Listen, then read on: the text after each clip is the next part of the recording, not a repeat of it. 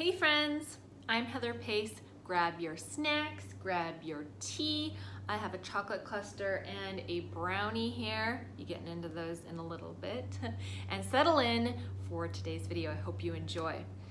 So this of course is all about why I'm not a vegan anymore, and this is something I've been wanting to share in a video for a while. So I was a vegan for 13 years, and for 3 of those years I was a raw foodist, so a raw vegan. And my story goes way back many moons ago when I was 14 years old and my mom gave me the book Fit for Life to read. Now, if you're a little older and you know the scene back at that time, this book was very, very popular, and it was all about natural, healthy living, food combining. It was talking about the problem with consuming so much meat and dairy, and it was talking about eating more plant-based food and juicing and having smoothies and things like that. I'm not even sure honestly why she gave me the book, but you know, she did, and I devoured it. I totally resonated with everything they were sharing, and I basically became a vegan overnight. And the funny thing about that is that I grew up in the northern Canada, where hunting is a way of life. So my dad is a hunter, and I grew up eating moose meat and deer and fish and all those things. So honestly, because of that, I was not doing it for ethical reasons. It was for health reasons why I chose to be a vegan. So I was very set and determined about my new way of life. And shortly into this way of eating, I started having some negative symptoms. I became very pale, very tired, kind of weak. I lost muscle mass, I lost weight, and I was a normal weight to begin with, so I didn't need to lose any. So now I dropped and everyone was worried about me, even though I was eating a lot of food, like a good amount of food. What else? Yeah, I was having a foggy brain. I couldn't think totally straight. My mom took me to the doctor to make sure everything was okay, and all my blood work came back normal. Now, in hindsight, I don't think that my blood could have changed that quickly. So like, of course it was still normal, right? It didn't have, you know, within 1 to 2 months, there isn't time for it to like totally plummet. Not to my knowledge anyways. But at the time, I was like, see, I'm fine, my blood work's fine, because I was just so bound and determined on this diet. It just felt right in every part of my being. So I continued on. I started cooking for myself. I read all the health books I could find and just like did all this research and thought this was it. I was gonna be a vegan forever. When I was 16, I discovered raw food, and I thought that was just the coolest thing ever. That was like vegan to a next level, right? So I just thought, bring it on. I want to know everything about it. And at that time, this was a long time ago, right? It's not so popular like it is now. So I researched, and literally there was like one raw food blog.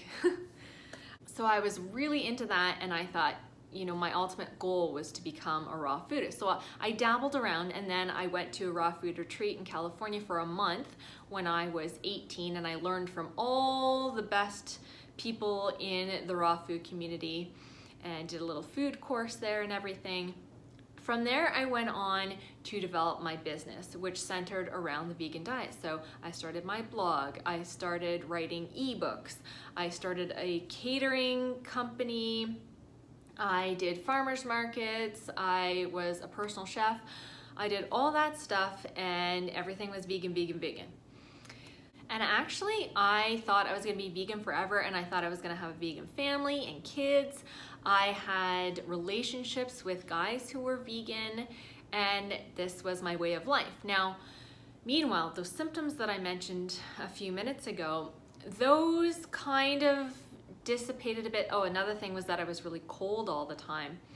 They kind of dissipated, but not totally, okay? So my health was not optimal, but good enough. And from the outside, it appeared like, you know, oh, Heather's great, Heather's healthy, all this stuff. So 10 years into my vegan lifestyle, I became a raw vegan. So of course, nothing is heated, things can be heated to 118 degrees Fahrenheit, nothing is really cooked, and it is quite strict. In that community, the mindset is always, if you have any kind of a health issue, then you need a juice cleanse, you need, or even a water fast, a water cleanse, or a smoothie cleanse, or what have you. Okay.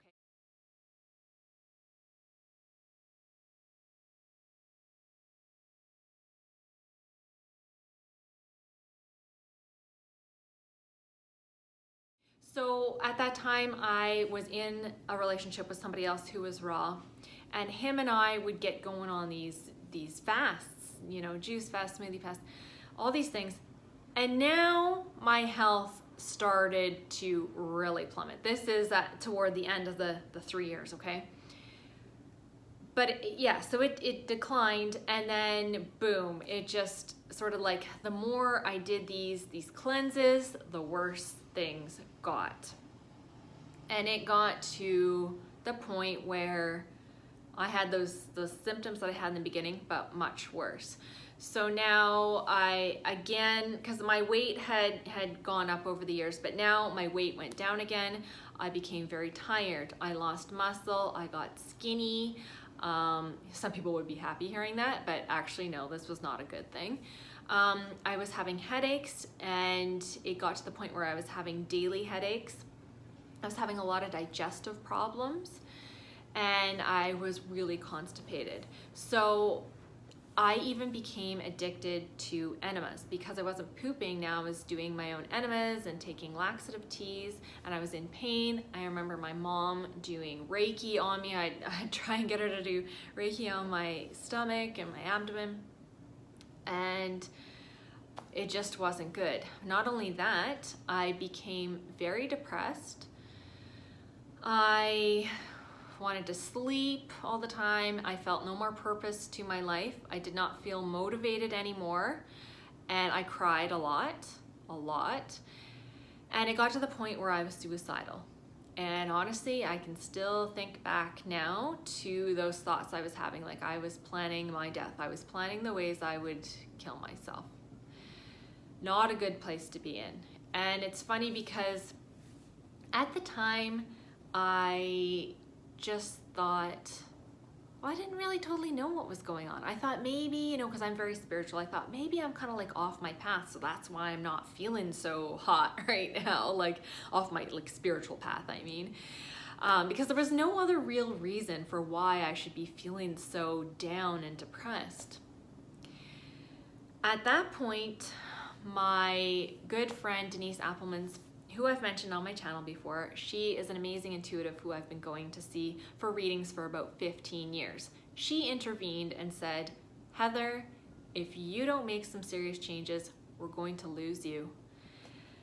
And at that point, I knew she was right. I knew I needed to make some changes, and I was desperate because things were not good. I friggin' would have pretty much done anything at that point, I think, if it was going to make me feel better. So she said, okay, go to the doctor, get your blood work done. She's also a homeopathic doctor, and she was a nurse back in the day as well. She said, I'll use those numbers that you get from the blood test to treat you accordingly. So she put me on a very strict protocol, homeopathic remedies, and a strict diet. So I had to go off most sugar, fruit, chocolate, my beloved chocolate. I went off that for 3 months. And then she had me eating meat in the beginning twice a day. And she wanted me to cook it in a cast iron pan because that's the good old-fashioned way to get even more iron into the food. This is a temporary healing diet, by the way. Fish, eggs, plain yogurt, vegetables. That was the gist of my diet for a while. And in the beginning, oh man, the first time I ate meat, I cried. And honestly, again, because I grew up in the north, it wasn't so much about the sacrificing of this animal.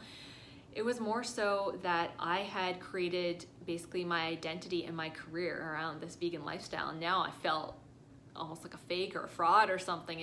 I just felt wrong in my being for eating animal products.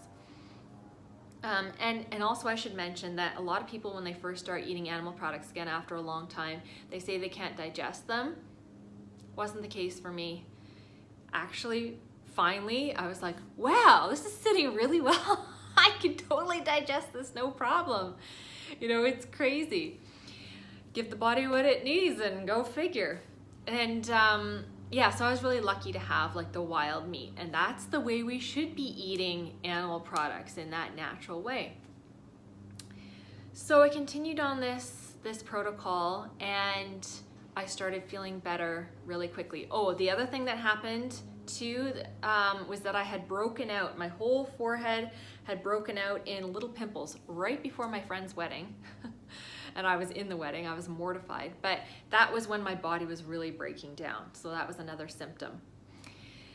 Okay, so I did the healing protocol for a while, started feeling better very quickly. My blood work changed quickly. So this was not just in my head, like we could see the blood work changing. Yeah, so I had an iron deficiency, B12, I had adrenal fatigue and other things like that. You can actually read the whole thing on my blog. I posted it in real time back at that time. And when I shared this story, I was really nervous. I wasn't sure what people were gonna think or say or do, and I was amazed. You know what most of the response was?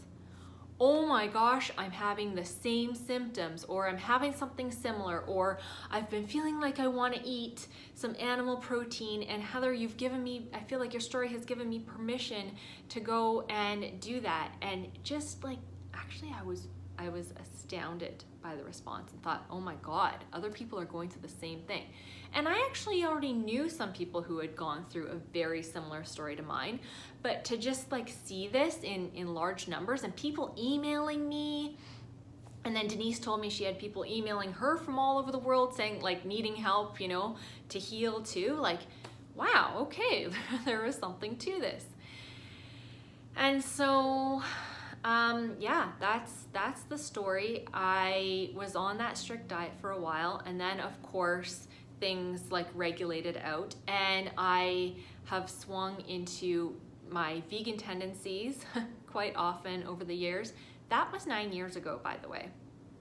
And because most of what I do is still all plant-based, my recipes, my blog, my books, my Instagram, all that, the odd time that I post something non-vegan in my Insta stories, I get hate mail.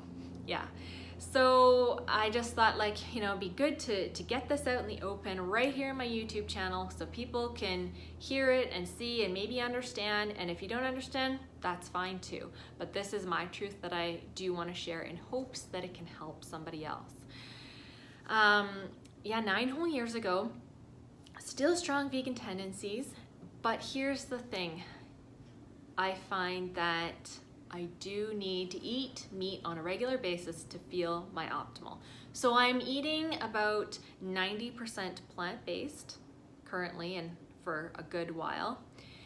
I eat meat for breakfast. Yep, there you have it. Most days, yeah, pretty much almost every day, I have cooked ground beef that I cook up with spices and herbs.